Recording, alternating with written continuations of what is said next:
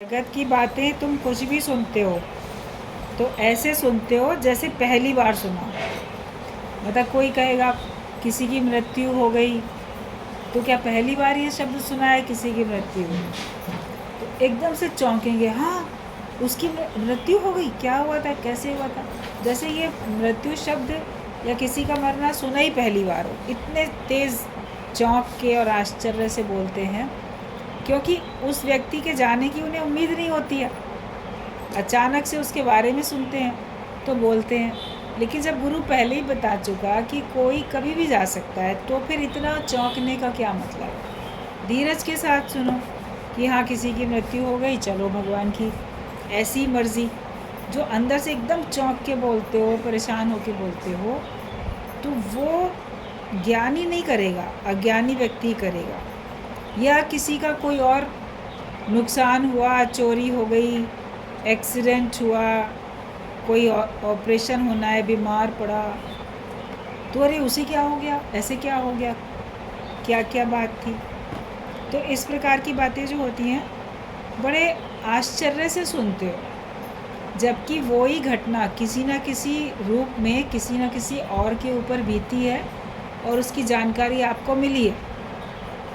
TV में news में देखो, पेपर में न्यूज़ में पढ़ो, या लोगों की बातचीत के माध्यम से औरों के बारे में सुनते हैं।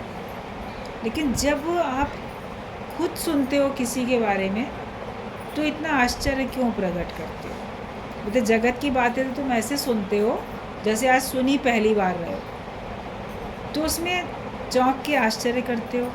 या कोई और मान लो हंसी खुशी की बात, कोई सुख की बात, वो भी ऐसे सुनते हो कि जैसे पहली बार सुन रहे हो। सुनने में इतना रस दिखाओगे, इतना इंटरेस्ट लोगे। अच्छा फिर क्या हुआ, तो क्या बात हुई, फिर कैसे, जैसे कोई बड़ी रोचक कहानी, फिल्म की स्टोरी सुन रहे हैं, तो वो भी सुनते हो तो ऐसे सुनते हो जैसे पहली बार सुन रहे हो। किसी के भी जीवन की घटनाएं आश्चर्य से या बड़े रुचि के साथ सुनते हो, या बड़ा दुख अफसोस व्यक्त करते हुए सुनते हो। ज्ञानी तटस्थ होके सुनता है, स्थिरता से सुनता है। वो हर एक को जब कोई उसको बात बताता है दुख की या सुख की, उसको वो खेल समझ के देखता है और वो अंदर से निरासक्त होकर सुनता है। तभी सुनाने वाला भी निरासक्त हो पाता है। अगर वो भी इस तरह से रिएक्ट करे, आश्चर्य प्रकट करे या दुख प्रकट करे या बड़ी खुशी प्रकट करे, तो फिर मनुष्य सुनाने वाला उसी घटना में, उन्हीं बातों में खुद भी आसक्त होगा, खुद भी वो अटकेगा उसमें। तो ये बड़ी सूक्ष्म बात है, मगर इसके ऊपर हर एक जो भी सत्संग में आके बैठ के सत्संग सुनता है, उसको अपनी भावनाओं को संयमित करना आना चाहिए। उसे ज़रूर हर बात के ऊपर कंट्रोल करना है कि तुम कुछ भी सुनते हो तो ऐसे जैसे पहली बार सुनो। ये क्या करके तुम देखते हो उसको। पर ज्ञानी कहता है ऐसा भी होता है। जो भी घटना कोई सुनाता है, अच्छी बुरी, कोई बहुत फर्स्ट डिवीज़न पास हो गया, किसी की लॉटरी में लाखों करोड़ों मिल गए, किसी को और कुछ सुख मिला, या कोई और दुख की बात हुई, सुख की बात हुई, तो ज्ञानी तो ऐसे उसको सुनता है कि ऐसा भी होता है, कोई नई बात नहीं हो रही, नथिंग न्यू अंडर द सन, कोई नई बात तो हो नहीं रही है। सुख दुख सबके जीवन में आते हैं। किसी कोई सुख की बात बताता है, उसको वो बधाई दे देता है, कोई दुख की बात बताता है, उसको वो तसल्ली दे देता है। मगर वो सुनता ऐसे है कि जैसे कोई नई बात थोड़ी किसी ने बताई, नई बात जो आज तक हुई ना हो। लेकिन ऐसी तो कोई बात है ही नहीं जो आज तक हुई ना हो। नथिंग न्यू अंडर द सन। पहले युगों युगों तक पहले से ये सब बातें हो चुकी। किसी भी जगत की किसी भी घटना को, चाहे वो दुख की हो चाहे सुख की हो, उसको आप ऐसे ही देखो, ऐसे ही सुनो, और अपने मुख से भी वर्णन करो तो ऐसे ही वर्णन करो कि जैसे कोई नई बात नहीं बता रहे, केवल इन्फॉर्मेशन दे रहे हैं, सूचना दे रहे हैं। बता रहे हैं बस केवल, बाकी उसमें हम खुद उलझ नहीं रहे या खुद उसमें आसक्त हम नहीं हो रहे हैं उसमें। ज्ञानी हमेशा ये कहता है कि ऐसा भी होता है। ब्रह्म ज्ञानी के लड़के की शादी थी और वो कफन सिल रहा था। ये एक दृष्टांत है बहुत पुराना कि एक बार एक संत के पास उसके किसी एक शिष्य ने पूछा कि गुरुदेव, आपके यहाँ बहुत संत आते हैं, शिष्य आते हैं, सब ज्ञानवान बनते हैं, आपसे सुन के तो आप कहते हो सब ब्रह्मज्ञानी बनेंगे। हम लोग भी आए हैं तो ब्रह्मज्ञानी बनने के लिए आए हैं, लेकिन क्या आप अपने सुने हुए किसी ऐसे शिष्य के बारे में बता सकते हैं जो ब्रह्मज्ञानी हो गया हो? क्या सुन के सब ब्रह्मज्ञानी हो जाते हैं? क्या वो ब्रह्मज्ञानी हो गया हो? अगर ऐसा कोई एक भी है आपके सुनने वालों में तो मैं उसको देखना चाहता हूँ, मैं उससे शिक्षा, एक बार उसका आदर्श ऐसे देखना चाहता हूँ कि ब्रह्मज्ञानी होके वो कैसे रह रहा है, क्या कर रहा है। क्योंकि हर एक को लगता है क्या इस जन्म में हम ब्रह्मज्ञानी हो पाएंगे? क्या इतना सरल है? और संसार में रहते हुए संसार से निरासक्त होकर बैठना क्या इतना सरल है? सगलते मध्य सगलते उदास, क्या इतना सरल है कि हाँ ऐसे हो सकता है? तो उनके जो संत थे, गुरु जिनसे वो बात कर रहा था शिष्य, उसने कहा कि हाँ मैं तुम्हें बता सकता हूँ पता उसका, जिसने ज्ञान सुन के अपने को पूर्ण ब्रह्मज्ञानी बनाया है, तो मैं बता सकता हूँ उसका पता, तो तुम जाओ वहाँ पे। तो उसने एक एड्रेस दे दिया, तो फलाने एड्रेस पे फलाना नाम का व्यक्ति है जो कि हमारा सत्संगी है और ब्रह्मज्ञानी है, तो तुम जाओ उसके पास जाओ, रहो उसके साथ, देख के आओ। वो चला गया पूछता पूछता जहाँ वो रहता था, वहाँ पहुँचा तो उसने देखा कि वहाँ पे ना शादी का माहौल है। तो पूछा, इतना सब सजावट है, बड़ा रौनक सी लगी हुई है, क्या है? तो उसी ब्रह्मज्ञानी के बेटे की शादी थी। तो लोगों ने कहा कि फलाने को आप पूछ रहे हो, उन्हीं के लड़के की तो शादी है, आज शाम को अभी बारात जाएगी घर से सज धज के निकल के। तो बड़ा अच्छा बोला, ठीक बात है, मैं उनसे मिलना चाहता हूँ। बोले वो अंदर अपने उधर कमरे में हैं, बता दिया फलानी फलानी जगह पे वो उनका कमरा है वहाँ। तो वो उससे भेंट करने के लिए वहाँ पहुँच गया। जब वहाँ पहुँचा तो उसने क्या देखा कि अंदर सब ऐसे कफन रखा हुआ है और मृत्यु के बाद जो कुछ सामान ज़रूरत पड़ती है वो सब इस प्रकार का सामान वहाँ रखा हुआ है, और वो जैसे कफन सिल रहा है, मतलब कि उसकी तैयारी कर रहा है कफन की। तो बड़ा आश्चर्य पड़ा। उसने अपना परिचय दिया और कहा कि गुरु ने भेजा है, और मैंने तो ये सुना है कि आपके बेटे की शादी है, लेकिन शादी के माहौल में ये घर के अंदर आप मृत्यु का सामान सब इकट्ठा कर रहे हैं, कफन भी रखा हुआ है, ऐसे कफन सिल रहे हैं, आप तैयारी कर रहे हैं मृत्यु की, तो ये तो बड़ा अपशगुन हो रहा है, ये आप क्या कर रहे हैं? तो उस ब्रह्मज्ञानी ने कहा कि हाँ मैं ये सब ना अभी तैयारी करके रख दे रहा हूँ, और उसके बाद खुद तैयार होके शादी में जाऊँगा। अभी बाहर बस प्रोग्राम हो ही रहा है, घुड़चढ़ी हो रही है, होने वाली है, और उसके बाद बारात जाएगी। तो ये शादी रात में होगी, सवेरे सवेरे बहू को हम विदा करा के जब लाएंगे तो जो ये पुत्र है ये अभी दरवाजे में ही होगा, अभी दरवाजे में इसका स्वागत हो रहा होगा दुल्हन के साथ अंदर इसको लाने के लिए, जैसे आरती वगैरह की जाती है, तो तभी ये चक्कर खा के गिरेगा और इसकी मृत्यु हो जाएगी। तो उस समय तो घर में बड़ा हंगामा मचेगा, बहुत ही परेशान सब हो जाएंगे। तो ये उस समय के लिए मैं ये तैयारी अभी से करके रख ही दे रहा हूँ कि तब किसी को भी इतना होश नहीं रहेगा, लोग बहुत समय लगाएंगे, तो ये उस बेटे की मृत्यु हो जाएगी, इसलिए मैं उसकी तैयारी कर रहा हूँ। अब जब उसने ये सब बातें बड़े तटस्थ भाव से, शांत भाव से, सहज भाव से कहीं, तो वो तो जो शिष्य था उस ब्रह्मज्ञानी का मुख देखने लगा, आश्चर्य में पड़ गया। बोले, अरे ये आप क्या कह रहे हैं? आपको पता है कि अभी ये बेटा जो शादी करने जा रहा है, जब वापस विदा करा के दुल्हन को साथ लेके आएगा तो घर में अंदर तक नहीं पहुंच पाएगा, दरवाजे पर इसके प्राण शांत हो जाएंगे।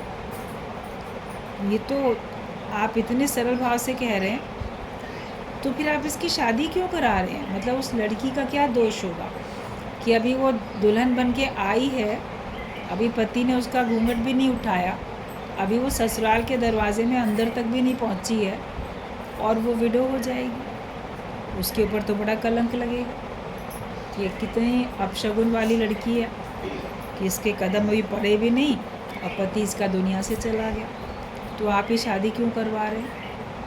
तो उसने कहा कि ऐसा ही विधि का विधान है। ब्रह्मज्ञानी को अगर आगे आने वाली घटनाओं का पता भी होता है, अपने योग के कारण उसको ऐसी सिद्धियां प्राप्त अगर हो भी गई हैं कि उसको भविष्य काल का थोड़ा पता चल जाता है, तो भी वो भगवान के खेल में हाथ नहीं डालता। आप बोलोगे पता चल गया था, फिर तो ऐसा नहीं करना चाहिए था। लेकिन उसने कहा ये होनी है, होके रहेगी, इसको हम नहीं बदल सकते हैं और ऐसा ही होना ही है, क्योंकि वो लड़की इसी बहाने से इस परिवार से जुड़ेगी और उसका योग ब्रह्मज्ञानी ससुर के संग में ससुराल में रह के उसका योग पूरा होगा। वो लड़की पिछले जन्म की भी योगिनी है, योग लगाती थी, ज्ञान के मार्ग में आगे बढ़ रही थी, और ये लड़का भी पिछले जन्म में योगी था, ये भी ज्ञान मार्ग में आगे बढ़ रहा था। दोनों सन्यासी सन्यासिनी पिछले जन्म के हैं और वो मुक्त होने के लिए बहुत मनोयोग से ज्ञान प्राप्त कर रहे थे और अपनी साधना में लगे हुए थे। लेकिन संयोग से एक बार जब वो लड़का नदी में नहाने के लिए गया और तभी ये लड़की भी उधर नदी में पहुंची, तो जब दोनों ने एक दूसरे को देखा तो उनके मन में एक दूसरे के प्रति आकर्षण पैदा हो गया। वो सोचने लगा कि कितनी सुंदर लड़की है, अगर मैं सन्यासी नहीं होता तो मैं इस लड़की से शादी कर लेता, मेरा इससे विवाह मैं इससे कर लेता। ये संकल्प उस लड़के के मन में आया और इस लड़की के मन में भी यही संकल्प आया। कितना सुंदर युवक है, योगी है, तपस्वी। अगर मैं ज्ञानवान ना होती, इस मार्ग में आगे नहीं चल रही होती, ये भी नहीं होता इस मार्ग में, तो काश इससे मेरी शादी हो जाती तो कितना अच्छा होता। अगर हम संसार में रहते होते और ये मुझे मिलता तो कितनी खुशी से मैं इसके साथ शादी करती। बस एक दूसरे को देखा, आकर्षण हुआ, दोनों के मन में इस प्रकार का विचार केवल आया। फिर वो अपने रास्ते, वो अपने रास्ते, एक दूसरे से बात भी नहीं की, लेकिन वो विचार अंदर में ठहर गया। जैसे कोई विचार आया चला गया, तो विचार उनके अंदर में ठहर गया। और कुदरत की बात कि बहुत जल्दी ही उन दोनों का फिर शरीर शांत हो गया, मगर वो एक सबकॉन्शियस माइंड में दबी हुई उनके पास एक इच्छा रह गई कि काश मैं इससे शादी कर पाती, या काश मैं इससे शादी कर पाता। दोनों के मन में इस प्रकार का विचार आया था। फिर उन्होंने हटाया भी कि नहीं, हम लोग तो ज्ञानी हैं, लेकिन नहीं होते तो शादी करते, ऐसे विचार आया था। बोले उस विचार के कारण से, इनका योग तो पूरा लगा नहीं था, तो उस विचार के कारण से इनको इस जन्म में केवल इतना ही संकल्प था कि विवाह हो जाए, तो विवाह हो रहा है। बाकी इनके मन में कोई और संकल्प नहीं था कि हम विवाह करके साथ रहते, घर गृहस्थ बना के सुखी गृहस्थी बन के रहते, ऐसा कोई ख्याल नहीं था। एक हल्का सा ख्याल आया कि सिर्फ विवाह का विचार आया, तो उस विचार के कारण भी इनको दूसरा जन्म लेना पड़ गया। तो कितना अपने विचारों पे हर एक को संयम रखने की ज़रूरत है। सहज में भी कभी आप कोई चीज़ देख के विचार ऐसे मन में कर लो, वो कब आपके अंदर घर कर जाए आपको खुद भी पता नहीं होगा कि मेरे अंदर ये विचार था और अभी तक है। आप भूल भी जाओगे उस संकल्प को करके, लेकिन वो आपके अंदर मन में कहीं ना कहीं कोने में दबा होगा, और आत्मा का निश्चय हुए बिना अगर आपका शरीर शांत हो गया तो उसी विचार को पूरा करने के लिए आपको भगवान दूसरा जन्म दिला देते हैं। तो इतनी सावधानी रखनी पड़ती है। तो बोले उसका बस था, वो तो योगी था लड़का, उसका योग पिछले जन्म में ही पूरा हो चुका था, वो पिछले जन्म में ही मुक्त हो जाता। लेकिन ये एक विचार जो उसके मन में आया, तो विवाह कर लूँ, कर लेता, तो इसलिए इस जन्म में उसने फिर जन्म लिया एक ब्रह्मज्ञानी के घर में, और यहाँ भी शुरू से वो ज्ञान में ही रहा, योग में ही रहा, लेकिन उसका विवाह हुआ उसी से, और विवाह के बाद अब ये इसको दूसरा जन्म नहीं मिलेगा। इसने भगवान ने उसके इस संकल्प को, विवाह वाले को, पूरा कर दिया। अब ये मुक्त हो गया है, लेकिन लड़की का अभी योग बाकी था। तो वो अब इस जन्म में इस परिवार की बहू बन गई, तो अब वो यहाँ रह के इसको पूरा करेगी, वरना एक अजनबी परिवार में कोई क्यों अपनी लड़की को भेज देगा। विवाह के कारण ही तो कोई किसी के परिवार का सदस्य बन जाता है। अगर शादी नहीं हुई हो तब क्या कोई अपनी लड़की को उस घर में रहने के लिए भेज देगा? कोई भी नहीं भेजेगा। बोले ऐसे मेरे पास रह के ये अपना ज्ञान जो बच गया था इसका, उसको पूरा करेगी, क्योंकि ये भी तो योगी थी ना, इसलिए इसका विकारों में इसको जाना ही नहीं था।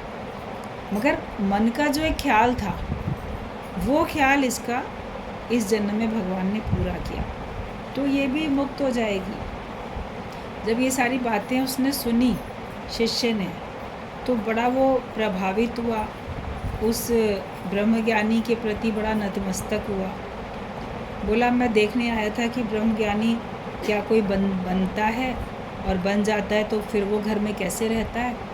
आपको देखा तो मुझे समझ में आया कि इतना निर्लेप न्यारा होके ब्रह्मज्ञानी रहता है। बाहर से देखने में आता है कि वो घर गृहस्थ में रहता है, लेकिन भीतर से वो इतना निर्लेप न्यारा होके रहता है कि उसको किसी से भी मन कहीं लिप्त नहीं होता है, और वो हर कार्य करता भी है खुशी से करता है, और वो हर कार्य के लिए, हर घटना के लिए अंदर से तैयार भी रहता है। कुछ भी हो सकता है। एक बार किसी सत्संगी ने ऐसे ही देखो परीक्षा लेने के लिए यूं ही दादा भगवान से पूछ लिया। कोई जेंट्स कभी आते हैं ना सत्संग में, तो कभी ज़्यादा बुद्धि वाले होते हैं, तो बहुत क्रॉस क्वेश्चंस करते हैं।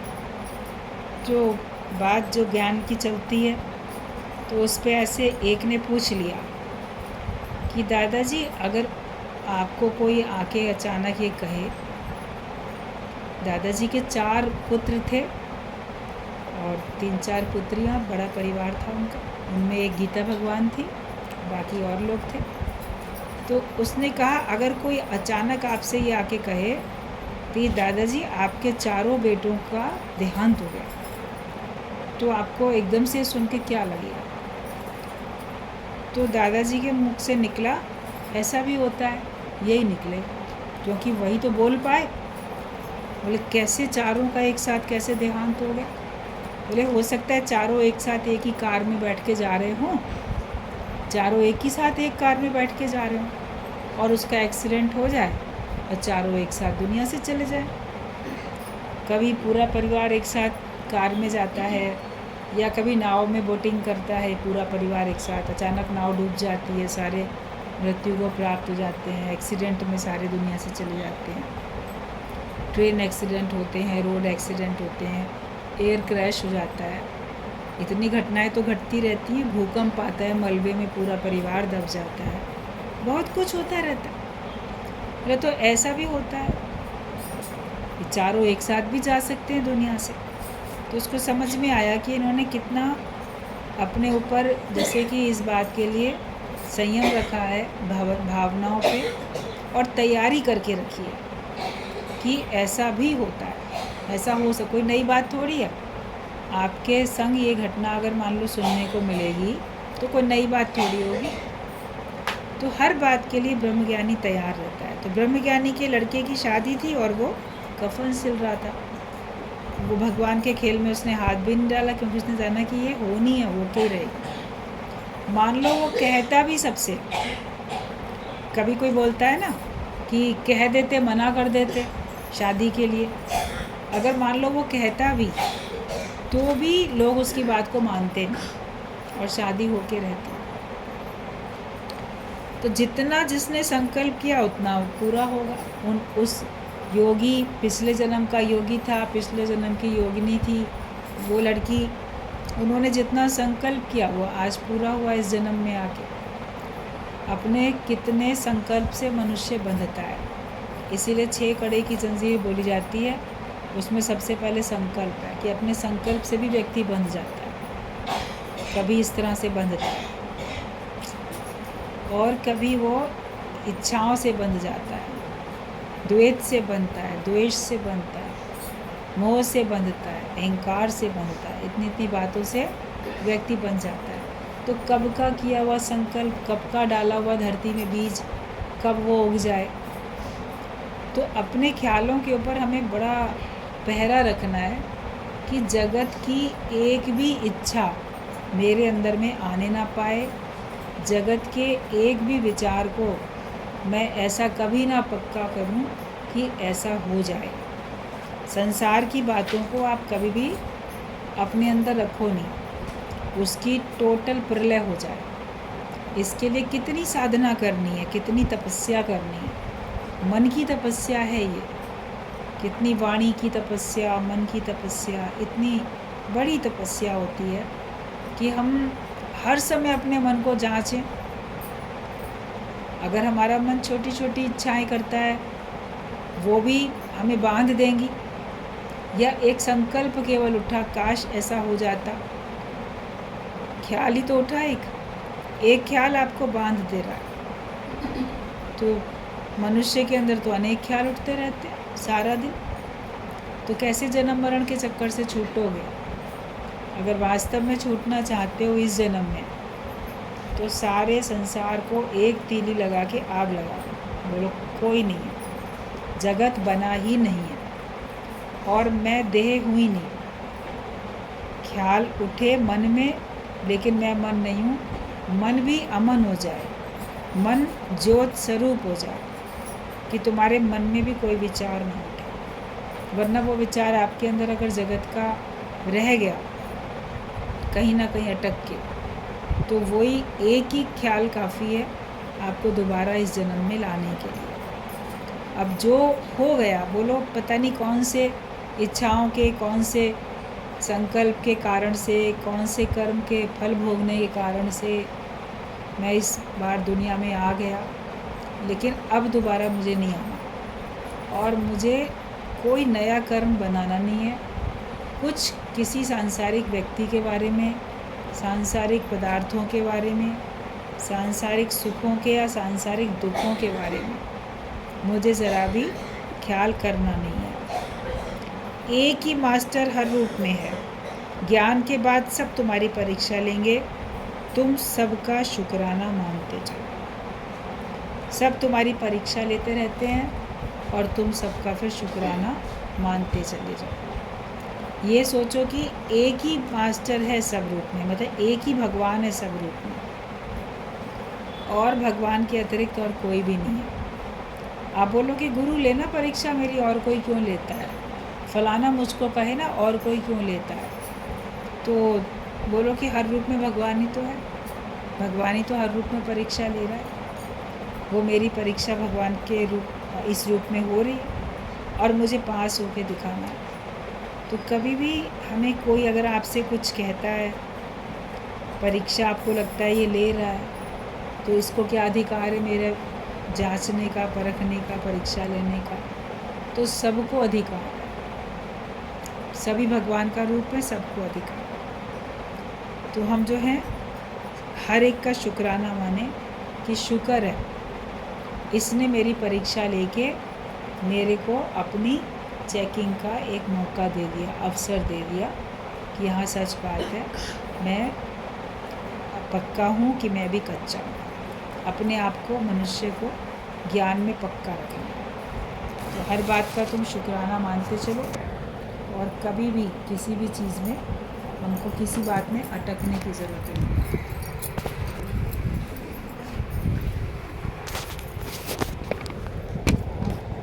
कुछ दिन तक घर में बैठ